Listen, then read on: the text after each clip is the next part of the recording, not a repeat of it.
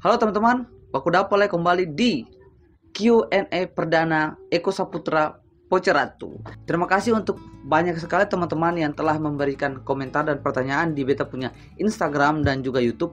Karena itu akan beta jawab dalam 2 episode. Jadi beta akan upload video pertama untuk menjawab pertanyaan teman-teman di Instagram, dan yang kedua akan menjawab pertanyaan teman-teman di YouTube. Oke, atau masuk di Instagram. Ini sudah banyak sekali yang masuk di Instagram. Nah, kita mulai dengan yang pertama, Nia Yuniar 94. Sejak kapan atau umur berapa kakak Eko tertarik dengan dunia puisi? Ini sudah dari SD. Dari beta masih kelas 1, dan beta sudah suka baca puisi-puisi di buku SD dulu-dulu itu. Sampai di kelas 6 SD beta tertarik dan sering baca buku di perpustakaan. Tertarik dengan sastra seperti puisi, pantun, dan cerpen. Yang kedua ada Kilat Pangestu. Cipta karakter berbeda di media sosial dan dunia kerja atau berusaha seril mungkin. Oke, ini pertanyaannya penting, ini sangat penting. Branding diri itu penting untuk menjadi profesional.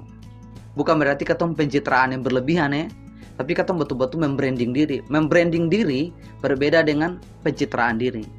Jadi barangkali itu beta rasa Kilat bisa mengerti. Berikut ada Roland Tuana Kota, dia pun tamang nih. Kenapa lebih memilih jalan puisi? Ini pertanyaan berat. Ini ada satu momen di mana beta berjumpa dengan puisi dan merasa bahwa puisi itu penting dan dia kuat. Yang paling terutama dan mendasar adalah puisi itu mampu membawa perdamaian. Jadi akhirnya beta memilih jalan ini untuk terus berkarya. Ya Olan ya, Marco ada lewat. Dan yang berikut ESL Fine Arts. Kapan katong kolab? Kakak. Kakak, beta nih tunggu sa. Kakak kode beta balas. Beta siap kapanpun. Yang berikut, apa alasan mendasar dari kakak Eko untuk fokus di sastra dan siapa yang menjadi inspirasi? Nah, alasan yang mendasar tadi terkait dengan pertanyaan Olan. Beta memilih karena sastra ini dia membawa perdamaian, dia berguna dalam kehidupan masyarakat, punya peranan penting. Kekuatannya sangat besar karena menggunakan kata-kata. Jadi beta memilih sastra untuk menyampaikan kenyataan hidup. Siapa yang menjadi inspirasi? Hampir semua orang menjadi beta punya inspirasi. Siapa saja beta jadikan guru, tempat untuk belajar. Pengalaman-pengalaman orang itu yang terpenting. Karena buku itu bukan hanya buku yang ketong baca ini, tetapi buku yang sesungguhnya adalah orang lain. Ketong membaca kehidupan orang lain, membaca orang lain.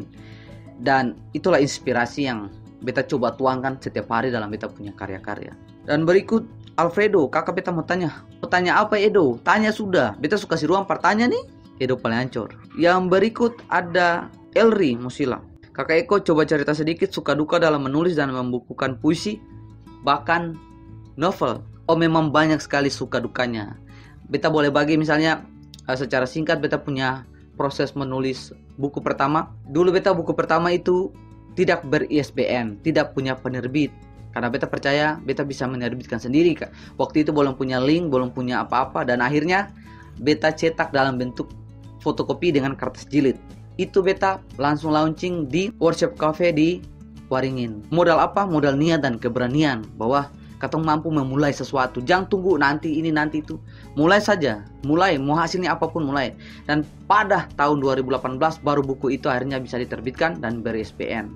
Memang banyak kesulitannya, katong banyak tantangan. Kadang-kadang katong semua sampai diterbit, ada sesuatu yang bikin katong patah semangat.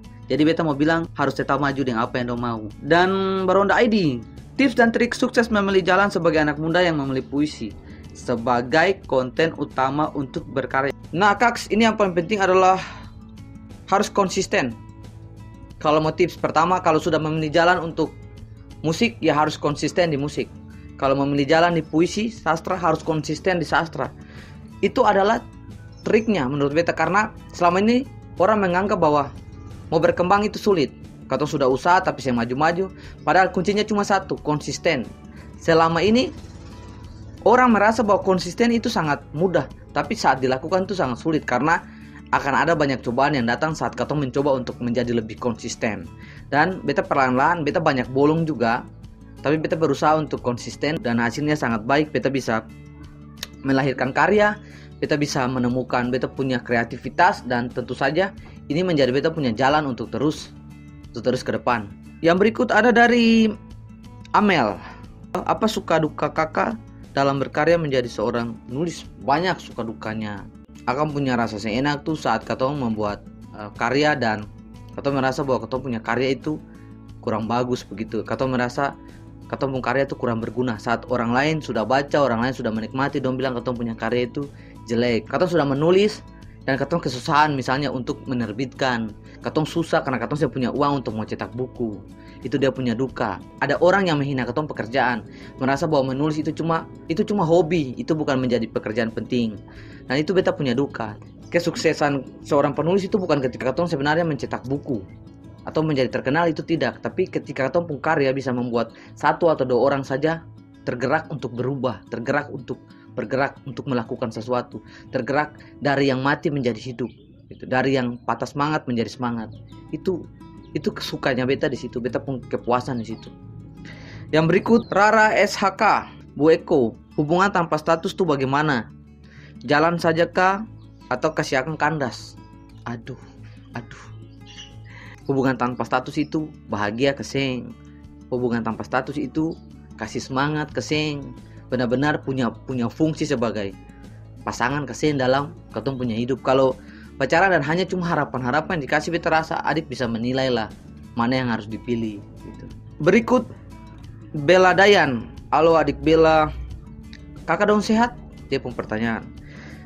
Sampai sekarang puji Tuhan katong dalam keadaan sehat adik, dan katong masih bisa berkarya. Terima kasih sudah mau bertanya. Friendsfield _28, ini beta pun orang beat. Kapan pertama kali kakak Eko membuat puisi dan sudah berapa banyak puisi yang dibuat? Puisi pertama kali itu beta tulis masa SD kelas 5 kelas 6, dan puisi-puisi sederhana waktu itu. Dan kalau jumlahnya tuh sudah paling banyak, saya bisa beta hitung lagi, barangkali ribuan. Yang berikut, Kaks, bagaimana cara untuk mempercayakan omongan yang sebetul di depan pacar tapi dianggap tipu? Aduh, beta pernah alami ini. Karena beta bicara ulang-ulang dan pacar itu yang percaya. Karena beta pernah lakukan kebohongan. Jadi tertanam di dia pemikiran bahwa saya itu yang betul, saya itu parlente. Saya menyembunyikan sesuatu karena kepercayaan itu dia kayak macam apa ya, mutiara begitu. Ya ketemu suka lecet sedikit dia kecantikannya sudah mulai pudar. Jadi yang bisa ketemu lakukan adalah tetap bersabar karena ketemu pernah melakukan kesalahan. Kalau ada alasan lain di balik itu, ketemu coba saya terus untuk meyakinkan bahwa ketemu tunjukkan saya dalam ketemu hidup bahwa ketemu lakukan ini betul. Dia mau percaya atau tidak. Kadang omongan itu sesuai dengan hati, dan pasti dia akan bisa lihat ke depan bahwa yang ketemu lakukan itu ternyata benar. Dia harus bersabar kuat. Somat Soto Madura, kakak Eko Saputra Pasuratu, buku apa yang sering dibaca? Beta lebih sering baca buku sejarah. Buku anak-anak juga beta baca, komik juga beta baca, majalah juga beta baca. Apa saja menurut beta itu yang bisa beta baca, beta baca. Yang berikut, Bang, bagaimana tips agar tetap semangat menulis termasuk melawan rasa malas? Dan bagaimana caranya agar bisa mencetak atau membuat buku? Rasa malas ini memang penyakit. Kalau ketong jadi penulis dan tiba-tiba rasa malas, bosan, jenuh, itu penyakit karena ketong terhambat untuk mengerjakan sesuatu karya. Kalau rasa malas itu datang, otomatis dia harus dilawan. Ketika rasa malas itu datang, ingat mengapa kamu menulis, untuk apa kamu menulis, dan untuk siapa kamu menulis. Itu akan menjadi semangat untuk kembali rajin. Dan bonus-bonus, ingat seseorang yang bisa memotivasi.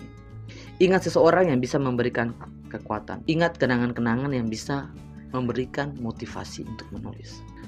Roy Agustus, Kaks, apa motivasi terbesar ketika Kaks bikin puisi tentang Mana Aleppo Maluku? Itu puisi beta tulis di Belanda saat residensi penulis Indonesia di sana. Dan beta bertemu dengan Basudara Maluku di Belanda. Beta melakukan penelitian tentang sejarah orang Maluku di sana, dan puisi itu mewakili dong punya sejarah, dong punya perjuangan. Mana Aleppo punya Maluku adalah satu puisi yang lebih dari sekedar mengingatkan, karena dia juga menyadarkan apa arti Maluku sesungguhnya. Itu adalah sebuah puisi pertanyaan untuk mempertanyakan jati diri orang Maluku. Dan beta rasa itu penting karena ketika banyak orang sudah jauh dari tanah Maluku, akan ada budaya-budaya yang terkikis. Dia akan bercampur dengan budaya lain dan menjadi orang lain.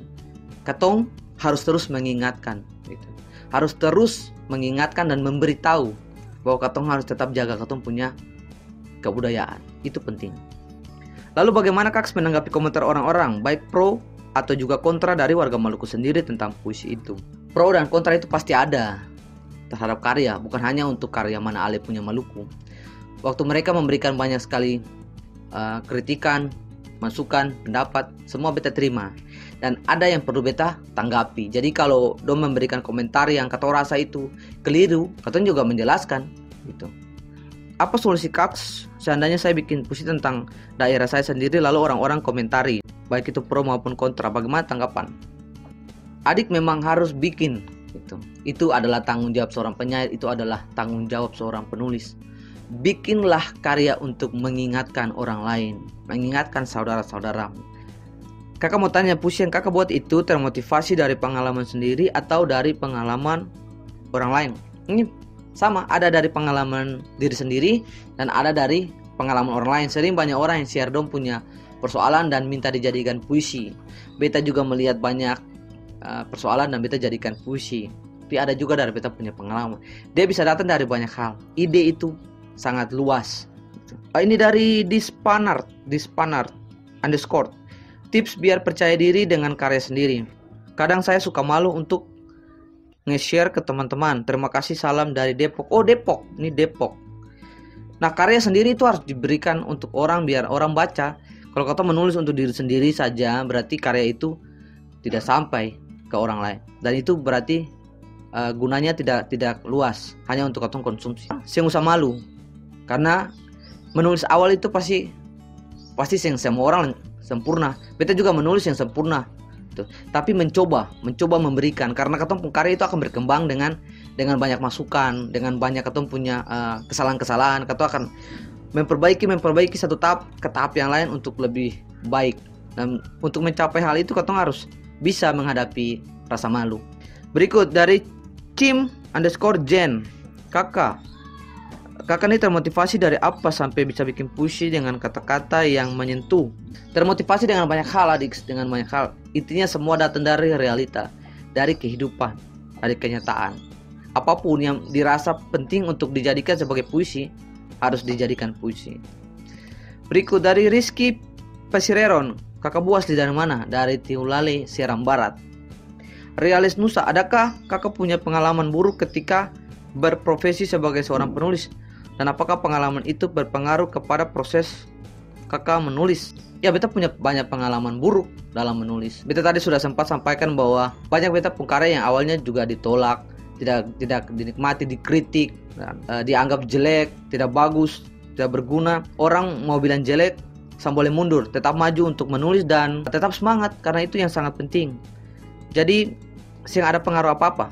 Memang down, memang sempat putus asa, tapi kalau saya menulis mati, jadi harus menulis. Mas Eko Saputra Pesiratu, ya ceritain dong kak, gimana sih kok bisa tampil di Rai Amsterdam? Itu lomba kah atau kegiatan apa? Nah, kegiatan di Rai Amsterdam itu adalah kegiatan donasi yang dilakukan oleh masyarakat Maluku di Belanda untuk mengumpulkan bantuan kepada gempa Maluku waktu itu. Yang berikut dari Desli Lekatompesi. Desli.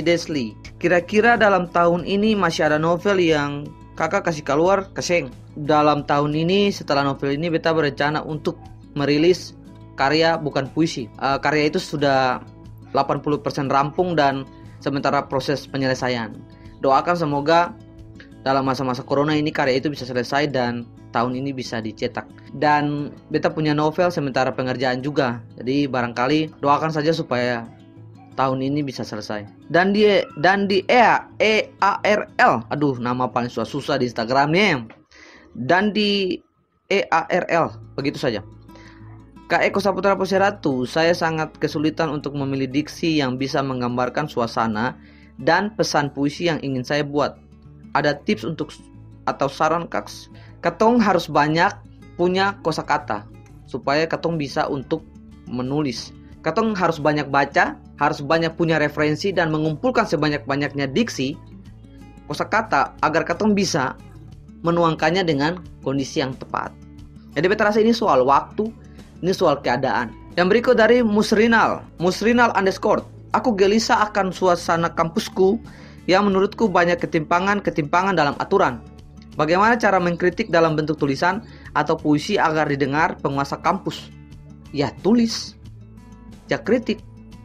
Bikinlah tulisan berdasarkan data-data yang benar-benar valid, data yang akurat untuk mengkritik, tapi dengan cara yang elegan. Jadi kita membuat tulisan yang halus tapi sangat menikam, memukul begitu. Jangan takut kalau mau menulis, untuk menyuarakan pendapat. Jangan pernah takut, harus bisa berani. Tetap semangat dan jangan pernah diam melihat praktek-praktek yang salah di kampus. Yang berikut, Jessica Lololuan. Bu, mungkin Bu bisa share sedikit for katoran tentang Bu punya cara berdamai dengan kegagalan dari Bu punya big experience itu kayak bagaimana. Inti dari semua adalah bisa merelakan, dan menuju tahap itu katong butuh waktu. Memang katong semua butuh waktu. Berdamai dengan masa lalu adalah bukan hari ini beta bilang bahwa beta sudah berdamai, tapi beta melewati satu proses. Ada orang yang punya proses yang cepat, ada yang lambat, bahkan ada yang belum selesai dalam proses itu. Itu seberapa besar katong bisa merelakan. Menuju ke sana, katong berkarya sebanyak-banyaknya, katong berkarya sekuat-kuatnya, katong melakukan yang baik sebanyak-banyaknya. Karena dengan semua yang katong lakukan itu, perlahan dan dengan waktu yang terus berjalan, katong akan merelakan. Karena merelakan itu cara terbaik untuk katong bisa berdamai dengan masa lalu. Yang berikut dari MR.Kilvi.DEK. Kak Eko sudah jadi penyiar seberapa lama? Sudah barangkali ya belasan tahun. Bagaimana tong bisa tahu orang ada potensi dalam sastra? Setiap orang bisa tahu dia ada potensi dalam sastra ketika dia mencoba, ketika dia berkarya, dia mampu untuk memulai. Katong akan sangat tahu bahwa katong mencintai sastra. Katong akan sangat tahu bahwa katong punya potensi ketika katong melakukannya. Cinta untuk melakukannya, katong sangat semangat untuk melakukannya. Sesuatu yang katong suka. Katong sendiri yang tahu bahwa katong ada potensi. Pertanyaan ini saya bisa katong tanyakan di orang lain. Dan teman-teman, terima kasih. Beta rasa itu pertanyaan-pertanyaan yang bisa beta jawab. Ada beberapa pertanyaan yang beta minta maaf karena tidak bisa jawab. Terima kasih sudah berpartisipasi dengan semua pertanyaan. Beta merasa sangat senang sekali bercakap-cakap dengan teman-teman, bisa memberikan informasi dari beta punya pengalaman hidup. Kiranya bisa menjadi hal yang berguna bagi teman-teman, bisa menjadi masukan yang baik, informasi yang baik, dan teman-teman menjadi termotivasi untuk mau berkarya. Bagi teman-teman yang YouTube, beta akan upload di video berikut untuk membahas pertanyaan-pertanyaan bagi kalian. Semua pertanyaannya keren, tajam, bagus, menarik, dan harus mengulik beta punya masa lalu lagi. Terima kasih sudah mengingatkan beta. Bagi teman-teman muslim, selamat menjalani ibadah puasa dan tetap menjaga kesehatan. Jangan lupa jaga jarak dan tetap berdoa. Semoga wabah ini cepat selesai dan kita bisa baku dapat dalam konten-konten yang lebih menarik lagi. Dadah.